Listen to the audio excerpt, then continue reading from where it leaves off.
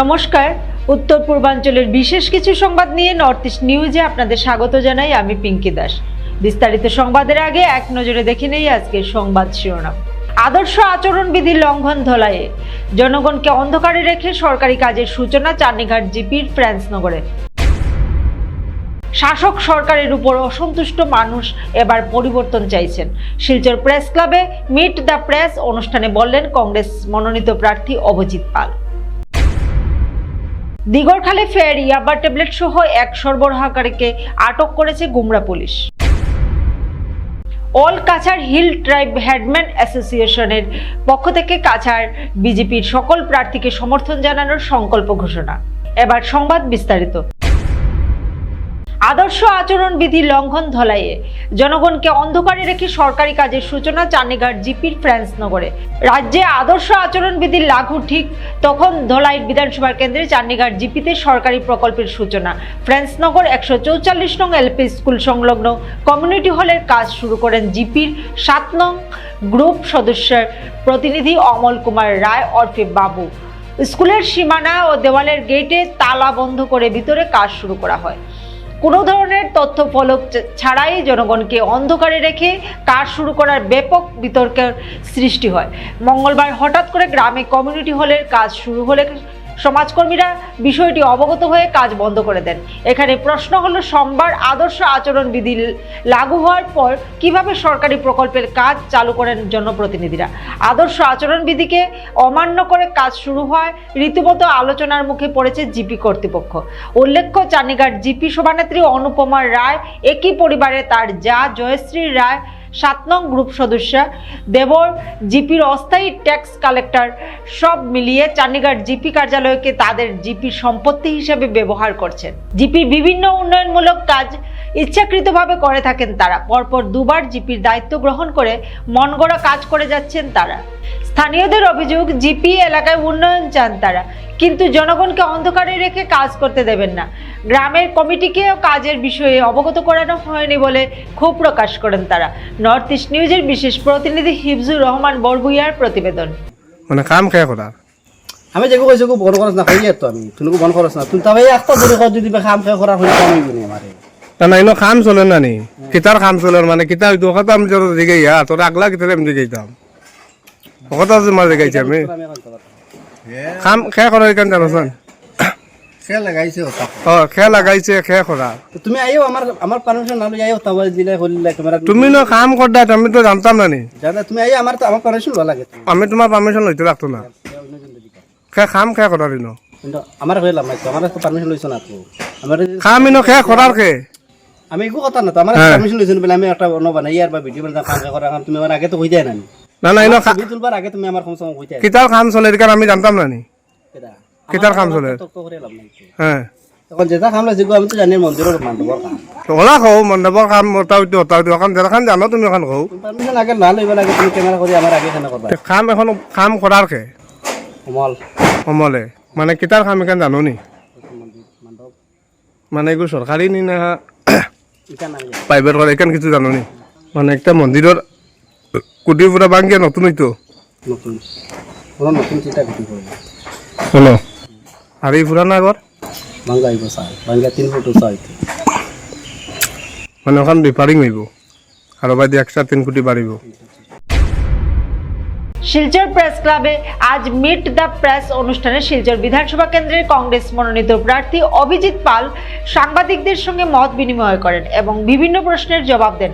সাংবাদিকদের মুখোমুখি হয়ে অভিজিৎ পাল আসন্ন বিধানসভা নির্বাচনে তার পরিকল্পনা, উন্নয়নমূলক রূপরেখা এবং জনকল্যাণমূলক দৃষ্টিভঙ্গির কথা তুলে ধরেন। তিনি বলেন, শিলচরের সামগ্রিক উন্নয়ন, বেকারত্ব সমস্যা নিরসন এবং নাগরিক পরিষেবার মান উন্নয়নই তার মূল লক্ষ্য। প্রারম্ভিক বক্তব্য উপস্থাপন করেন প্রেস ক্লাব সাধারণ সম্পাদক শঙ্কর দে, ছিলেন প্রেস ক্লাব সহ সভাপতি রিতেন ভট্টাচার্য সহ অন্যান্যরা। অভিজিৎ পালকে উত্তরীয় ও পুষ্পস্তবক দিয়ে বরণ করা হয়, তার হাতে তুলে দেওয়া হয় সম্মাননা স্মারক ও কলম।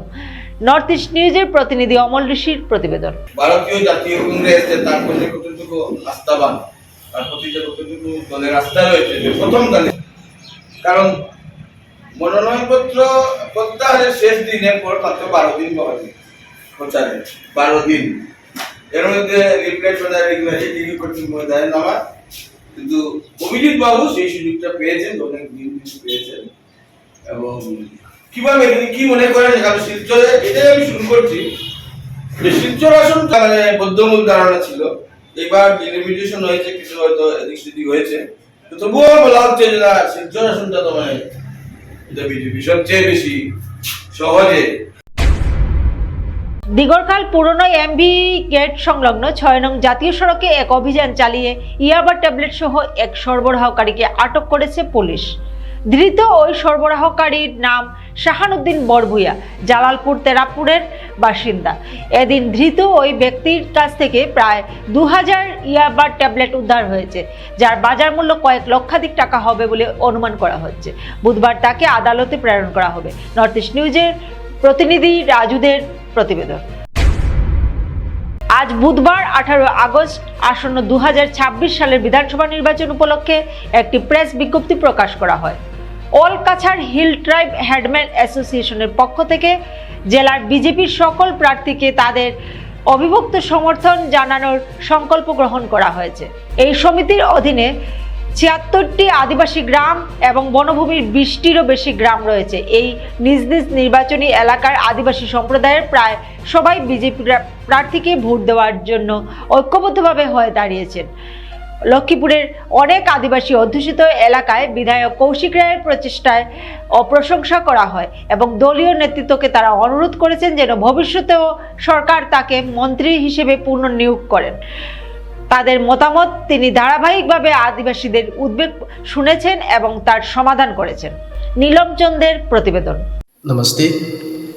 My name is Laramfel Bite, Secretary of All Kachar Hill Tribe Headman Association. Today we are releasing a press release regarding Assam Assembly Election 2026. The All Kachar Hill Tribe Headman Association has resolved to extend its undivided support to all the BJP candidates in our district. Our association has more than 76 tribal villages in Jumland permission and over 20 tribal villages in the forest area. So we stand together to cast our vote in favor of the BJP candidate in our own respective constituency. So today, as a tribal, we would like to appreciate the effort made by the tribal dominated MLA from Lakhimpur, Sri Kausibai Dada. So we request the party leadership to consider him for reappointment as a minister in the future government. So he always listen to and address the tribal concern. Lastly, I would like to request all the tribal villagers to remember our Honorable PM, Honorable CM, ministers, MLA, administration and our local leaders in our prayer, seeking their wisdom and guidance for prosperous, peaceful and harmonious future of our country. Banskandi ও Sunai block কংগ্রেসের যৌথ উদ্যোগে আয়োজিত এই সম্মেলনে ব্যাপক সাড়া পড়ে। অনুষ্ঠানে উপস্থিত ছিলেন কাছাড় জেলা কংগ্রেসের সভাপতি সজল আচার্য সহ সুনাই কংগ্রেসের বিভিন্ন স্তরের নেতৃবৃন্দ। কর্মী সমর্থকদের ভিড়ে সভাস্থল পরিণত হয় এক প্রাণবন্ত রাজনৈতিক মঞ্চে। সভায় বক্তব্য রাখতে গিয়ে জেলা সভাপতি সজল আচার্য সুনাই এলাকার উন্নয়ন প্রসঙ্গে বর্তমান বিধায়ক করিমউদ্দিন বরভুইয়ার কাজের তীব্র সমালোচনা করেন। তিনি অভিযোগ করেন এলাকায় প্রত্যাশিত উন্নয়ন হয়নি এবং সাধারণ মানুষের সমস্যা উপেক্ষিত হয়ে রয়ে গেছে। অন্যদিকে কংগ্রেস প্রার্থী আমিনুল হক লস্কর তার বক্তব্যে বলেন, দলগত 2 বছরে আমার উপর যে দায়িত্ব অর্পণ করেছে আমি তা নিষ্ঠার সঙ্গে পালন করেছি।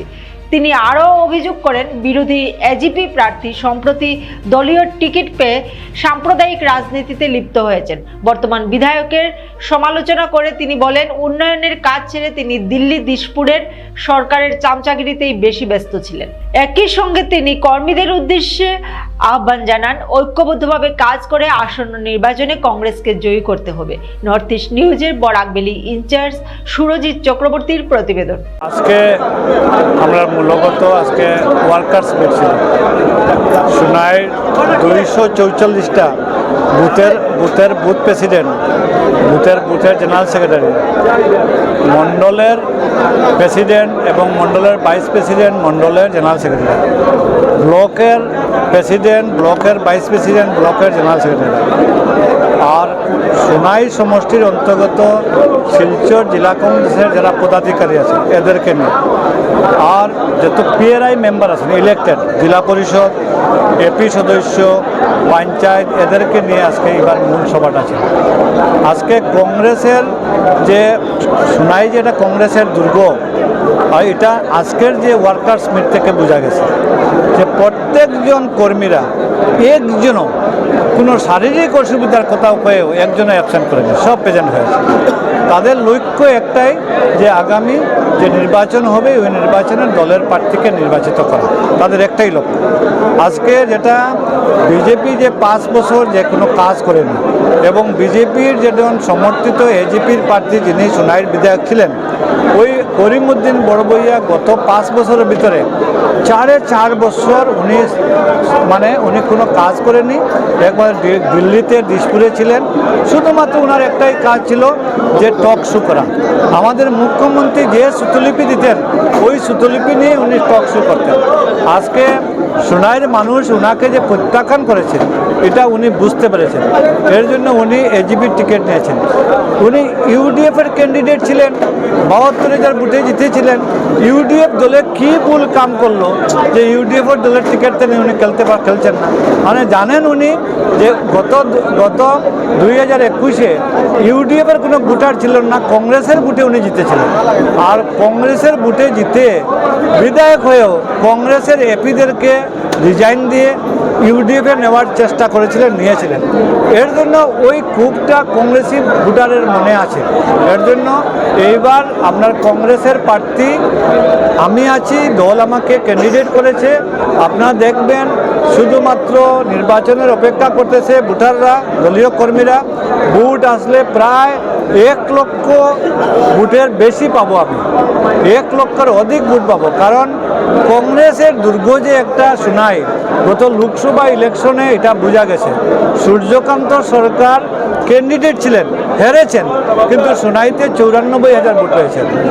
কিন্তু বিজেপির প্রার্থী যিনি ছিলেন উনি মন্ত্রী ছিলেন, অনেক আসাম সরকারের ক্যাবিনেট পর্যায়ে মন্ত্রী ছিলেন, বড় বামের নেতা ছিলেন, সোনাইতে মাত্র 44,000 ভোট পেয়েছেন।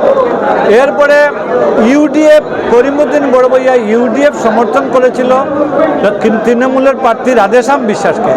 রাধেশ্যাম বিশ্বাস মাত্র 6,000 ভোট পেয়েছেন। এতে বোঝা যায় কংগ্রেসের ইউডিএফের স্থিতিটা সোনাইতে কোন জায়গাতে আছে আর কংগ্রেসের অবস্থাটা কোন জায়গাতে আছে। এর জন্য এইবার সূর্যকান্ত সরকার যদি 94,000 ভোট দিয়েছেন কংগ্রেসীরা, আপনারা দেখবেন আমার ভোটটা 1,10,000 উপরে যাবে, হয়তো 1,20,000 উপরে যাবে। দেখা গেছে যা আসছে সোশ্যাল মিডিয়া বা এরকম যে অনেকজন কাল ইফতার মেহফিলে কিছু কংগ্রেস দলের। আজ কাছাড় জেলার রাজনৈতিক মহলে গুরুত্বপূর্ণ পরিবর্তনের সাক্ষী রইল। কংগ্রেসের প্রাক্তন জেলা সাধারণ সম্পাদক তাপস দাস আনুষ্ঠানিকভাবে তৃণমূল কংগ্রেসে যোগদান করেন। শিলচরে আয়োজিত এক অনুষ্ঠানে কাছাড় জেলা তৃণমূল কংগ্রেসের সভাপতি রাজেশ দেবের উপস্থিতিতে এবং রাজ্যসভার সাংসদ শ্রীমতী সুস্মিতা দেবের হাত থেকে দলীয় পতাকা গ্রহণ করে তিনি তৃণমূল কংগ্রেসে যোগ দেন। এই যোগদানকে কেন্দ্র করে রাজনৈতিক মহলে ব্যাপক আলোচনা শুরু হয়েছে। তাপস দাস দীর্ঘদিন ধরে কংগ্রেসের সঙ্গে যুক্ত ছিলেন এবং সংগঠনে গুরুত্বপূর্ণ ভূমিকা পালন করেছেন। তার এই দলবদলকে আসন্ন নির্বাচনের প্রেক্ষাপটে গুরুত্বপূর্ণ বলেই মনে করছেন রাজনৈতিক বিশ্লেষকরা। অনুষ্ঠানে উপস্থিত নেতৃবৃন্দ জানান, তাপস দাসের অভিজ্ঞতা ও সাংগঠনিক দক্ষতা তৃণমূল কংগ্রেসকে আরও শক্তিশালী করবে। অন্যদিকে তাপস দাস বলেন, মানুষের স্বার্থে এবং উন্নয়নের লক্ষ্যে তিনি তৃণমূল কংগ্রেসে যোগদান করার সিদ্ধান্ত নিয়েছেন। এই যোগদানের ফলে কাছাড় জেলার রাজনৈতিক সমীকরণে নতুন মাত্রা যোগ হবে বলে মনে করা হচ্ছে। নর্থ ইস্ট নিউজের বরাকবেলি ইনচার্জ সুরজিৎ চক্রবর্তীর প্রতিবেদন। আজকে তাপস দাস মহাশয়কে সর্বভারতীয় তৃণমূল কংগ্রেসে জয়েন করার জন্য ধন্যবাদ জানাচ্ছি, স্বাগতম জানাচ্ছি এবং ওনার মতো উচ্চশিক্ষিত এবং এত ভালো ওয়েল রেপিউটেড একজন ক্যান্ডিডেট আমরা উদারবন্দে পেয়েছি। আমি মনে করি এটা আমাদের সৌভাগ্য। আর আমার বিশ্বাস যে উদারবন্দের ভোটাররা যারা বিজেপির বিরুদ্ধে যুদ্ধতে নামতে চান বা বিজেপিকে পরাজয় করতে চান, আমি মনে করি ব্যক্তি হিসাবে, প্রার্থী হিসাবে, মানুষ হিসাবে, যোগ্যতা হিসাবে তাপস দাস মহাশয় থেকে ভালো প্রার্থী হতে পারে না। আমরা আজকে মমতা বন্দ্যোপাধ্যায় আমাদের নেত্রী, আমাদের সেনাপতি অভিষেক বন্দ্যোপাধ্যায়ের নেতৃত্বে এই জয়েনিংটা করেছি এবং এই বিধানসভা নির্বাচনে আমাদের লড়াই হবে ভারতীয় জনতা পার্টির সাথে। বুধবার বিকেলে অগপ দলের যুব পরিষদ কাছাড় জেলা কমিটির উদ্যোগে ট্রাঙ্ক রোড স্থিত কার্যালয়ে ইফতার মাহফিল অনুষ্ঠিত হয়েছে। রমজান মাসের 28তম দিনে আয়োজিত এই অনুষ্ঠানে যুব পরিষদের নেতাকর্মী সহ ভাতৃ সংগঠনগুলোর অসংখ্য নেতাকর্মী অংশগ্রহণ করেন। এতে বিশেষভাবে উপস্থিত ছিলেন যুব পরিষদের জেলা সভাপতি রূপন মোদক, কৃষক পরিষদ কাছাড় জেলা কমিটির সাধারণ সম্পাদক কাউসার ফরিদ লস্কর, যুব পরিষদের জেলা সহসভাপতি আয়াজউদ্দিন বরবইয়া মান্না, সাংগঠনিক সম্পাদক রাজ লস্কর, সুনাই বিধানসভা পরিষদের সভাপতি নজমুল হোসেন লস্কর, সাধারণ সম্পাদক জমিল হোসেন বরবইয়া, সম্পাদক সঞ্জীব নাথ, সুনাই যুব পরিষদের সভাপতি জে এম নেকিব লস্কর, বরখলা বিধান পরিষদের সহসভাপতি সুরজ লাল নুনিয়া, মহিলা পরিষদের জেলা সম্পাদক সারিকা আজমি বরভুইয়া প্রমুখ। নর্থ ইস্ট নিউজের প্রতিনিধি সঞ্জীব নাথের প্রতিবেদন। আজকে যুব পরিষদের উদ্যোগে কাছাড় জেলার যুব পরিষদের উদ্যোগে আজকে ইফতার 28 নম্বর দিন রমজান মাসের ইফতার পার্টি আজকে কাছাড় জেলার অফিসে আজকে আয়োজন করা হয়েছে। আজকে খুবই ভালো হয়েছে, সবাই আজকে উপস্থিত আছে। আজকে 28 সবাই আজকে আগামীতে ঈদের শুভেচ্ছা রইল। আজকে আমাদের অসম গণপরিষদ দলের ভাতৃ সংগঠন যুব পরিষদের জেলা কমিটির উদ্যোগে আজকে আমাদের জেলা অফিসে একটি ইফতার মাহফিলের আয়োজন করা হয়েছে। আমি এবং আমাদের সহপাঠী যারা এখানে উপস্থিত হয়েছেন, আমরা অত্যন্ত সুন্দর এবং সুষ্ঠুভাবে আজকে ইফতার মাহফিলটি সম্পন্ন করলাম এবং সব আমাদের এই অসম গণপরিষদ দলের সকল উইংস এখানে উপস্থিত হয়েছেন।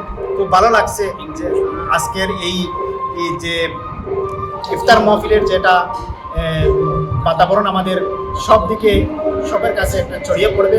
সকল একসাথে এক মিলে এক মঞ্চে বসে যে ইফতারের একটি মাহফিলকে আমরা উপভোগ করছি, এটাই আমাদের জীবনের একটি সাফল্য এবং সাফল্য রাস্তা। ধন্যবাদ। সংবাদ শেষ করার আগে আরো একবার দেখে নেই আজকের সংবাদ শিরোনাম। আদর্শ আচরণবিধি লঙ্ঘন ধলাইয়ে, জনগণকে অন্ধকারে রেখে সরকারি কাজের সূচনা চান্নিঘাট জিপির ফ্রান্সনগরে। শাসক সরকারের উপর অসন্তুষ্ট মানুষ এবার পরিবর্তন চাইছেন। শিলচর প্রেস ক্লাবে মিট দ্য প্রেস অনুষ্ঠানে বললেন কংগ্রেস মনোনীত প্রার্থী অভিজিৎ পাল। দিগরখালে ফের ইয়াবা ট্যাবলেট সহ এক সরবরাহকারীকে আটক করেছে Gumra police. All Cachar hill tribe headman অ্যাসোসিয়েশনের পক্ষ থেকে কাছাড় বিজেপির সকল প্রার্থীকে সমর্থন জানানোর সংকল্প ঘোষণা। এসিসি নেটওয়ার্কের নর্থ ইস্ট মিডিয়ায় প্রতিনিয়ত বিভিন্ন সংবাদ, সঙ্গীত, নৃত্য, আসন, ক্রীড়া, চলচ্চিত্র ও বিনোদনমূলক বিভিন্ন অনুষ্ঠান প্রচারিত হয়ে থাকে। তাই সর্বদা ভারতের উত্তর পূর্বাঞ্চলের পাশাপাশি অন্যান্য স্থানের বিশেষ কিছু খবরের জন্য দেখতে থাকুন নর্থ ইস্ট নিউজ। ধন্যবাদ।